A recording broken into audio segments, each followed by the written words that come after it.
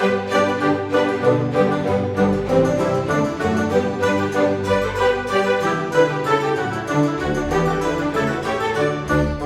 Player One was one of those titles that I'd heard about plenty of times before, but had never come across it myself. So, when I was skimming through a bookstore and came upon it, I knew I had to have it. Did it earn its fame? Well, let's get into it.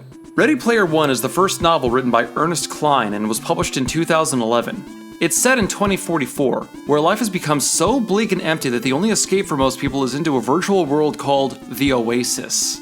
At the start of the book, the game's creator, James Halliday, dies, and he releases a video will, stating that he has created a series of puzzles in the game which will lead to an Easter egg he secretly planted.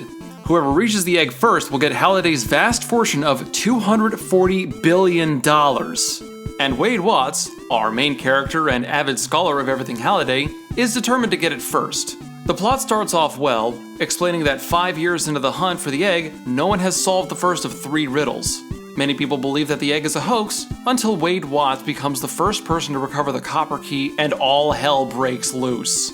Wade, who also goes by Parzival for his avatar name, is a nerd in his senior year in high school when the book opens.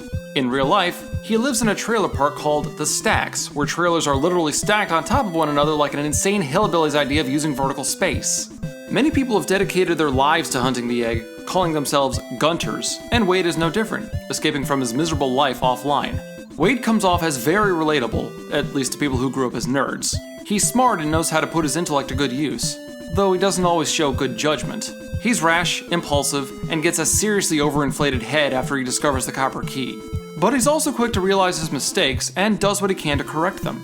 He's far from perfect, but that's part of what makes him such a fun nerd and so easy to cheer for. Along the way, he meets several enjoyable characters. His best friend is a fellow Gunter named H.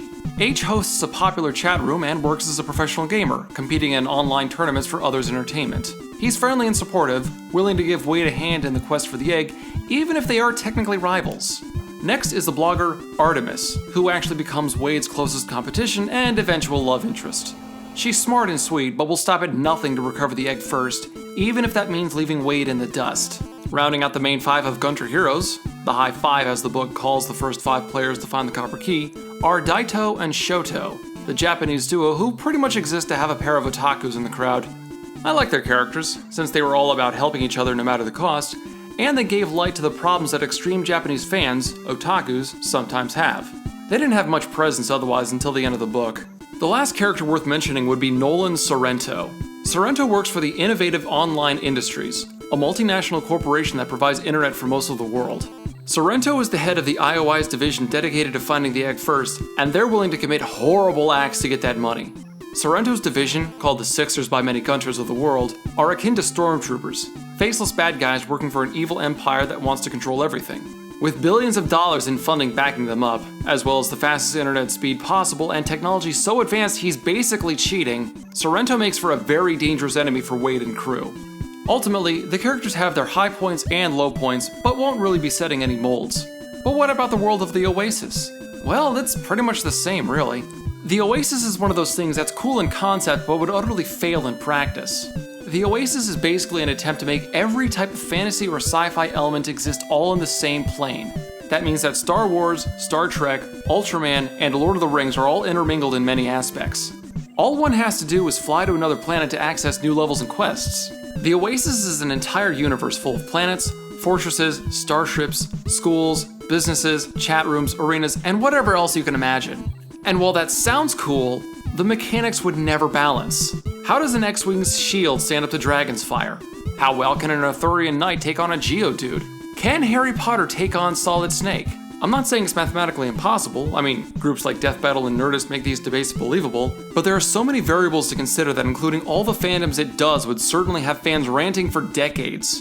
And one final note on the Oasis is that the actual game aspect would never get that popular for one simple reason.